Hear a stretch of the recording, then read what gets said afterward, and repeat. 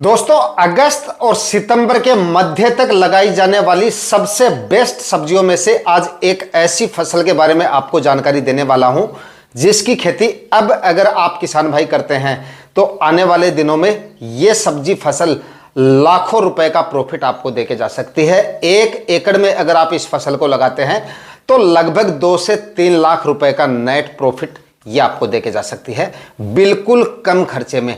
मात्र आपका 8 से 10 हजार का खर्चा होगा अगर आप 1 एकड़ में इस फसल को लगाते हैं और केवल 40 से 45 दिन में यह आपको उत्पादन देना शुरू कर देगी, बिल्कुल कम खर्चे में और काफी शानदार प्रॉफिट ये फसल देके जा सकती है।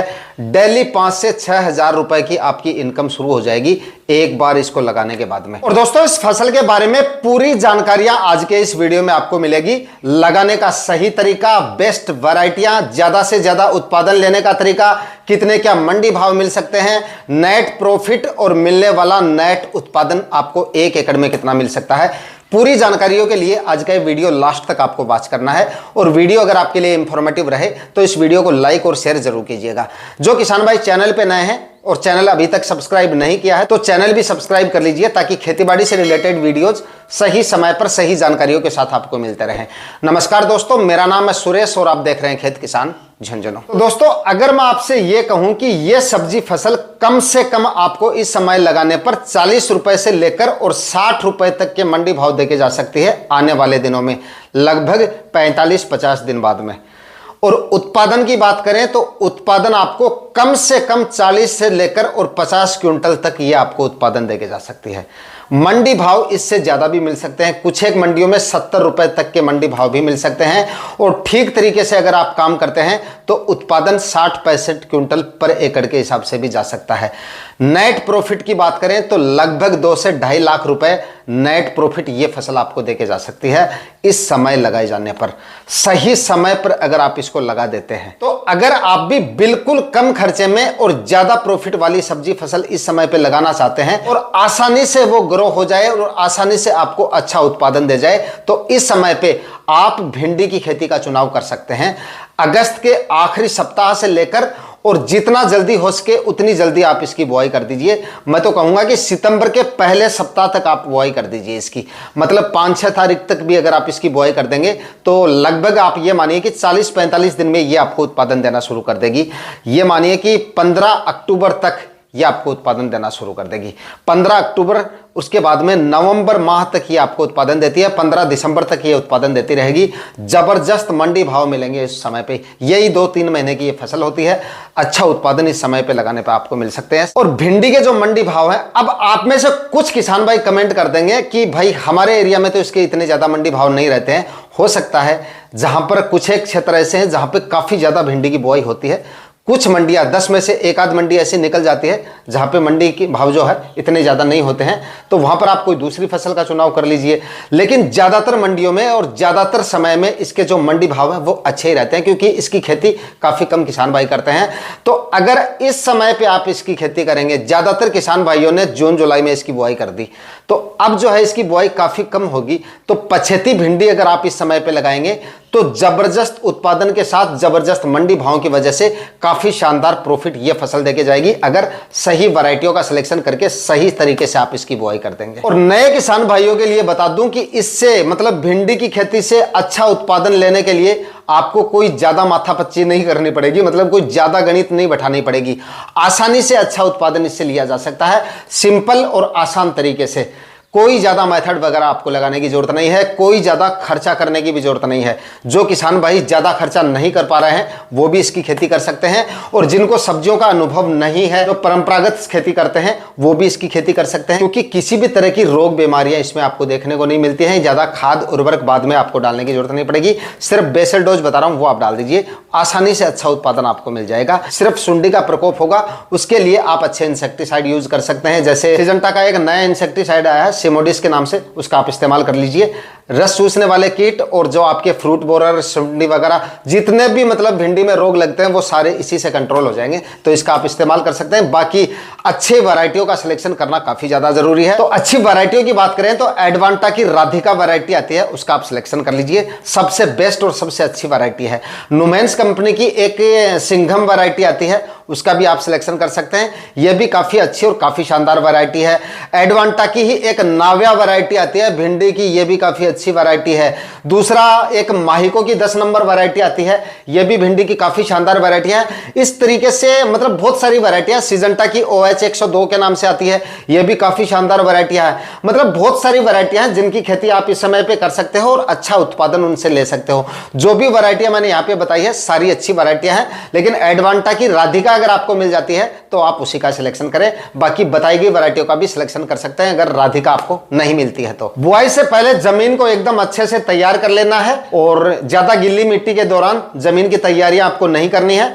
पहली जुताई से पहले लगभग 2-2.5 ट्राली या 2-3 ट्राली सड़ी हुई गोबर की खाद डाल दीजिए। अच्छी तरह से सड़ी हुई गोबर की खाद डालनी है। उसके बाद में 50 केजी DAP खाद ये आपको आखिरी कल्टीवेशन से पहले डालने हैं। 40 केजी म्यूरेट ऑफ पोटाश लेना है और लगभग 25 से 30 केजी यूरिया खाद आप लेके और 500 ग्राम फंगीसाइड ले लीजिए, कार्बनडाजिम 50% आखिरी कल्टीवेशन से पहले डाल दीजिए। जमीन को बुआई से पहले एकदम से भुरभुरा कर लेना है और जमीन समतल भी कर लेनी है। अब आगे ज्यादा रोग बीमारियां तो आपको देखने को नहीं मिलेंगी। देखिए भिंडी में जड़ से संबंधित बीमारियां काफी ज्यादा देखी जाती हैं। बरसात के सीजन में ये बीमारियां और भी ज्यादा देखी जाती हैं। तो जिन किसान भाइयों ने जुलाई अगस्त में इसकी खेती की है या पहले बुआई की है या मतलब अब तक जो भिंडी है वो ग्रो हो रही है, उनमें भले ही रोग बीमारियां ज्यादा देखने को मिली होंगी, ज्यादा परेशान किया होगा किसान भाइयों को, लेकिन अब आप भिंडी लगाएंगे तो वो ज्यादा आपको परेशान नहीं करेंगी। जड़ से संबंधित बीमारियां देखने को मिल सकती हैं लेकिन उतना ज्यादा परेशान आपको नहीं करेंगी, क्योंकि अब ह्यूमिडिटी भी कम हो जाएगी, बारिश भी कम हो जाएगी और जल भराव जैसी समस्या भी आपको देखने को नहीं मिलेगी। फिर भी जमीन की तैयारियां काफी शानदार तरीके से करनी है। 3 से 4 कल्टीवेशन कम से कम करने हैं और हर कल्टीवेशन के बीच में 2 से 3 या 2 से 3 दिन का आपको गैप रखना है। मिट्टी को एकदम सुखा के और भुरभुरा बना के उसके बाद ही आपको भिंडी की बुआई करनी है। बुआई आप देसी हल से भी करवा सकते हैं और कल्टीवेटर से भी इसकी बुआई करवा सकते हैं। जिन किसान भाइयों के पास में ड्रिप इरिगेशन है तो बेड बना के भी आप खेती कर सकते हैं। बेड से बेड के बीच में 2 फीट की दूरी आपको रखनी है। बाकी एक बेड के ऊपर 2 लाइनों में आप भिंडी के बीजों की बुआई कर दीजिए, बीच में स्पेस रह जाएगा, अच्छा उत्पादन मिल जाएगा आपको। बाकी सिंपल और साधारण विधि से भी आप इसकी खेती करके अच्छा उत्पादन निकाल सकते हैं बताई गई वैरायटियों का अगर आप सिलेक्शन करते हैं। दोस्तों भिंडी की फसल से सबसे अच्छा उत्पादन लेने का सबसे बेस्ट तरीका मैं आपको बताता हूं। देखिए जैसे ही आपके बीजों की बुआई हो जाती है और भिंडी के बीजों का जर्मिनेशन हो जाता है, उसके बाद किसान भाई क्या गलती करते हैं, जैसे ही जमाव होता है उसके तुरंत बाद सिंचाई कर देते हैं। देखिए आप गांठ बांध लीजिए एक चीज की, जिन फसलों में जड़ से संबंधित बीमारियां सबसे ज्यादा देखी जाती हैं और फसलों में भी आप ये चीज अप्लाई कर सकते हो। जिन सब्जियों में या मतलब किसी भी तरह की फसलें हो आपकी जिनमें जड़ से संबंधित बीमारियां ज्यादा देखी जाती हैं, उनमें पहली सिंचाई में कभी भी आपको जल्दबाजी नहीं करनी चाहिए। किसान भाई क्या करते हैं, आज जर्मिनेशन हुआ अगले ही दिन उसमें सिंचाई कर देते हैं, फिर सिंचाई कर देते हैं। मतलब ऐसा करने से क्या होता है, इन फसलों में जड़ से संबंधित बीमारियां और भी ज्यादा देखने को मिल सकती हैं आपको, मतलब ज्यादा परेशान कर सकती हैं आपको। जितनी छोटी अवस्था में जितना ज्यादा आप सिंचाई करोगे या जितनी ओवर वाटरिंग करोगे उतना ही ज्यादा रोग बीमारियां आपको परेशान करेंगी। जैसे चने की फसल हुई या आपकी भिंडी की फसल हुई या आपकी जो मटर की फसल हुई, इस तरह की जो फसलें हैं जिनमें जड़ काली होकर आपके जो प्लांट है वो सूखने लग जाते हैं, इस तरह की समस्या छोटी अवस्थाओं में सबसे ज्यादा देखने को मिलती है और ऐसे किसान भाइयों को सबसे ज्यादा देखने को मिलती है जो बीज का जमाव होते ही सिंचाई कर देते हैं।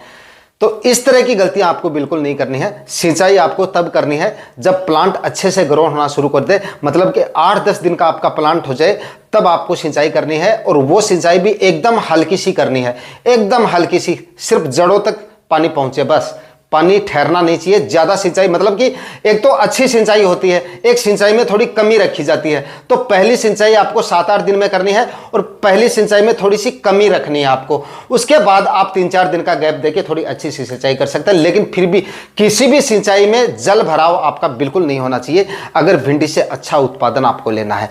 उसके बाद आपको क्या करना है, उसके बाद एक स्प्रे, मतलब कि जब आपकी भिंडी की फसल फल फूल की अवस्था में आती है ना, फल फूल की अवस्था में आप ये मानिए कि 15 से 20 दिन की अवस्था में जब आपकी भिंडी की फसल आएगी वो फल फूल की अवस्था में आ जाएगी, तभी आपको मतलब 40-45 दिन में उत्पादन मिलता है।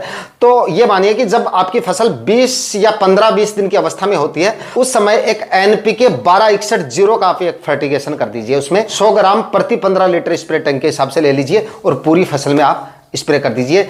काफी जोरदार उत्पादन मिल जाएगा। फल फूलों की संख्या भी काफी अच्छी मिलेगी और उत्पादन भी काफी जोरदार मिल जाएगा। 1 kg 1 एकड़ में आपका NPK 1261 से काम चल जाएगा, वो आप कर दीजिए। उसके बाद में जब आपकी फसल 35-40 दिन की हो या 40-45 दिन की हो, मतलब कि पहली तुड़ाई के आसपास आपकी फसल पहुंचे, उस समय पे एक NPK 05234 का स्प्रे भी कर दीजिए। ये भी काफी शानदार तरीके से काम करेगा। और एक कैल्शियम नाइट्रेट और बोरोन का स्प्रे भी आपको निकाल देना है, क्योंकि ड्रिप से तो आप दे नहीं पाओगे, क्योंकि भिंडी की जो फसल है वो आपको ओपन फील्ड में ही करनी है। ज्यादातर किसान भाई ओपन फील्ड में इसको करते हैं, ड्रिप इरिगेशन से काफी कम करते हैं। तो अगर आपके पास में ड्रिप इरिगेशन है तो आप ड्रिप इरिगेशन से दे दीजिए। 3 kg पर एकड़ के हिसाब से जाएगी अगर आप ड्रिप इरिगेशन से दे रहे हैं। और अगर आप स्प्रे कर रहे हैं तो केवल 80 से 100 ग्राम प्रति 15 लीटर स्प्रे टैंक के हिसाब से आप स्प्रे कर दीजिए। जैसी आपकी फसल की कंडीशन है उस हिसाब से आप डोज रख लीजिए। तो ये फर्टिगेशन कर देंगे तो उत्पादन यानी कि फल और फूलों की संख्या में आपको काफी ज्यादा बढ़ोतरी देखने को मिलेगी। उत्पादन जल्दी से आपको काफी जोरदार मिल जाएगा, ये आप कर दीजिए। बाकी और कोई ज्यादा समस्या मतलब रोग बीमारियों की बात करें तो कोई किसी भी तरह की रोग बीमारी आपको देखने को नहीं मिलेगी। जो सिजेंटा इंसेक्टिसाइड बताया वो कर लीजिए, लेकिन वो थोड़ा कॉस्टली आता है। समस्या अगर थोड़ी ज्यादा दिखे तो कर दीजिए, वरना आप ये आपका जो थाइमाथोक्सम और लैम्डा साइक्लोथ्रिन आता है, इनके कॉम्बिनेशन वाला आप कोई भी इंसेक्टिसाइड यूज कर लीजिए। शुरुआती स्टेज में आपकी फसल जब 20-25 दिन की हो तब एक स्प्रे आप निकाल दीजिए। और इन्हीं के साथ में सिजेंटा कंपनी का जो अमिस्टा टॉप फंगिसाइड आता है वो आप मिला लीजिए, क्योंकि उस समय पे आपकी फसल में थोड़ी बहुत ह्यूमिडिटी रहती है उस समय पे, तो ब्लाइट वगैरह की फफूंद जनित रोगों का प्रकोप आपको थोड़ा बहुत देखने को मिल सकता है। ऊपर इस तरह की समस्या आपको देखने को ना मिले तो ये फंगिसाइड उसमें जो है साथ में आप यूज कर लीजिएगा, काफी अच्छे रिजल्ट मिलेंगे। बाकी किसी भी तरह की रोग बीमारियां फिर आपको परेशान नहीं करेंगी। सुंडी का प्रकोप बढ़ता दिखता है आपको, तब आप सिजेंटा की सिमोडिस का इस्तेमाल कर सकते हैं, कंट्रोल हो जाएगी। उससे भी अगर कंट्रोल नहीं होती है तो फिर आपको कोराजन का इस्तेमाल करना पड़ता है, लेकिन कोराजन का इस्तेमाल आपको करना पड़े ऐसी स्थिति भिंडी की फसल में आपको देखने को नहीं मिलेगी। फिर भी जानकारी के लिए मैंने आपको बता दिया है। बाकी इस समय पे भिंडी की फसल से काफी अच्छा मुनाफा लिया जा सकता है, बताए गए स्टेप फॉलो करके और बताई गई वैरायटियों का सिलेक्शन करके। आज के वीडियो में इतना ही, मिलते हैं किसी और वीडियो में नए टॉपिक के साथ। तब तक के लिए जय हिंद, वंदे मातरम।